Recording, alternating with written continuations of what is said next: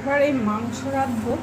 মাংসতে আমি ফোড়ন দিয়েছি তেজপাতা আর এই মেথি আর এই পাঁচফোড়ন আর জিরে। মাংসের জন্য মশলা হবে এই যে তরমুজের যে সাদা অংশটা এইটা হবে, আর আমের টুকরো দিলাম। তবে আমরা খুব টক কম খাই তো অল্প দিলাম।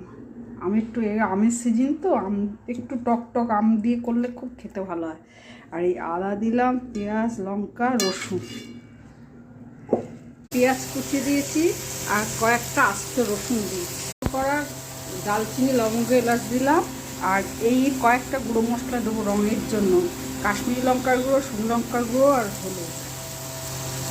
বাটা মশলাটা দিলাম, পেঁয়াজ, রসুন, আদা, কাঁচা লঙ্কা, আম, ধনে, জিরে আর একটু গরম মশলার গুঁড়ো দিলাম।